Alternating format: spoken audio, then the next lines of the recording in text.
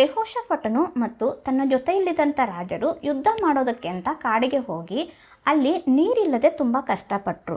ಅಲ್ಲಿ ಯಾರಾದರೂ ಪ್ರವಾದಿ ಇದ್ದಾರಾ ಅಂತ ನೋಡಿ ಎಲೀಷನ ಬಳಿಯಲ್ಲಿ ಹೋದರು. ಎಲೀಷನು ದೇವರ ಬಳಿಯಲ್ಲಿ ಪ್ರಾರ್ಥನೆ ಮಾಡಿ, ನೀವು ಈ ಹಳ್ಳದಲ್ಲಿ ಗುಂಡಿಗಳನ್ನು ಮಾಡಿರಿ, ಗಾಳಿ ಮತ್ತು ಮಳೆ ನೀವು ಕಾಣದೆ ಹೋದರೂ ನೀರು ಬಂದು ಹಳ್ಳದಲ್ಲಿ ತುಂಬುತ್ತದೆ ಅಂತ ದೇವರು ಹೇಳಿದರು. ಆ ರೀತಿಯಾಗಿ ಅವರು ಮಾಡಿದಾಗ ಅಲ್ಲಿ ಅವರಿಗೆ ನೀರು ಸಿಕ್ತು, ಅವರ ಕಷ್ಟ ಪರಿಹಾರ ಆಯಿತು. ಅದೇ ರೀತಿಯಲ್ಲಿ ನಾವು ದೇವರ ವಾಕ್ಯವನ್ನು ಯಾವ ರೀತಿ ಕೇಳ್ತಾ ಇದ್ದೀವಿ, ಅದರಿಂದ ನಮಗೊಂದು ಪ್ರಯೋಜನ ಆಗಬೇಕು ಅಂತಂತಂದರೆ ದೇವರು ಹೇಳಿದ ರೀತಿಯಲ್ಲಿ ನಾವು ಮಾಡಬೇಕು.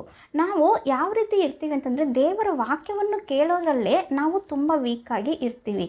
ಕೆಲವೊಬ್ರು ಹೇಗಿರ್ತಾರೆ ಅಂತಂದರೆ ನೆಲದ ಮೇಲೆ ಬಂದು ನೀರು ಬಿದ್ದು ಅದು ಸ್ವಲ್ಪ ತ್ಯಾವ ಮಾಡಿ ಹೋಗುವ ಹಾಗೆ ಅವರ ಹೃದಯದಲ್ಲಿ ಸ್ವಲ್ಪ ಆ ಒಂದು ದೇವರ ವಾಕ್ಯ ಇರುತ್ತೆ.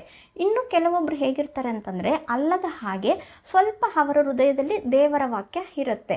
ಇನ್ನೂ ಕೆಲವೊಬ್ರು ಇರ್ತಾರೆ, ಅವ್ರು ಹೇಗಿರ್ತಾರೆ ಅಂತಂದರೆ ಬಂಡೆಯ ಮೇಲೆ ನೀರು ಬಂದು ಬಿದ್ದು ಆ ನೀರು ಹಾಗೆಯೇ ಹರ್ಕೊಂಡು ಹೋಗುವ ಹಾಗೆ ಇರ್ತಾರೆ. ಅದರಿಂದ ಏನಾದರೂ ಪ್ರಯೋಜನ ಇದೆಯಾ? ಒಂದು ಕಿವಿಯಲ್ಲಿ ಕೇಳಿ ಇನ್ನೊಂದು ಕಿವಿಯಲ್ಲಿ ಬಿಟ್ಬಿಡ್ತಾರೆ.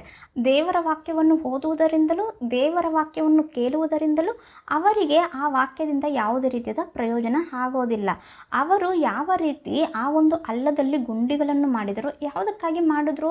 ಆ ಒಂದು ಹಳ್ಳದಲ್ಲಿ ನೀರು ಬಂದು ನಿಂತರೆ ಅವ್ರಿಗೆ ಬೇಕಾಗಿರುವ ಅಷ್ಟು ನೀರು ಸಾಕಾಗೋದಿಲ್ಲ. ಅದರಿಂದ ದೇವರು ಹೇಳಿದ್ರು ಗುಂಡಿಗಳನ್ನು ಮಾಡಿರಿ ಅಂತಂದ್ಬಿಟ್ಟು. ಗುಂಡಿಗಳನ್ನು ಅವರು ಎಷ್ಟು ಆಳವಾಗಿ ಮಾಡಿದ್ರು ಅಷ್ಟು ಅವರಿಗೆ ನೀರು ಸಿಕ್ತು. ನಾವು ಕೂಡ ದೇವರ ವಾಕ್ಯವನ್ನು ತುಂಬ ಶ್ರದ್ಧೆಯಿಂದ ಕೇಳಿ ಆ ವಾಕ್ಯವನ್ನು ಕೇಳೋದು ಮಾತ್ರ ಅಲ್ಲದೆ ಪದೇ ಪದೇ ಅದನ್ನು ಧ್ಯಾನಿಸುತ್ತಿರುವಾಗ ಒಂದೊಂದು ಸಾರಿ ನಾವು ಆ ವಾಕ್ಯವನ್ನು ಧ್ಯಾನಿಸುವಾಗ ಅದು ಯಾವ ರೀತಿ ಇರುತ್ತೆ ಅಂದರೆ ಆ ಒಂದು ಗುಂಡಿಯನ್ನು ಮಾಡಿದ ರೀತಿ ಆ ಒಂದು ಹಳ್ಳವನ್ನು ಮಾಡುತ್ತಾ ಮಾಡುತ್ತಾ ಹೋಗುವ ರೀತಿ ನೀನು ವಾಕ್ಯವನ್ನು ಧ್ಯಾನಿಸುವಾಗ ಆ ಒಂದು ವಾಕ್ಯ ನಿನ್ನ ಹೃದಯದಲ್ಲಿ ಆಳವಾಗಿ ಹೋಗ್ತಾ ಇರುತ್ತೆ. ಆವಾಗ ಏನಾಗುತ್ತಂದರೆ ದೇವರು ಕಲಿಸಿಕೊಡುವಂಥ ಆಶೀರ್ವಾದ, ಆ ಒಂದು ಸಹಾಯ ನಿನಗೆ ಸಿಗುತ್ತದೆ.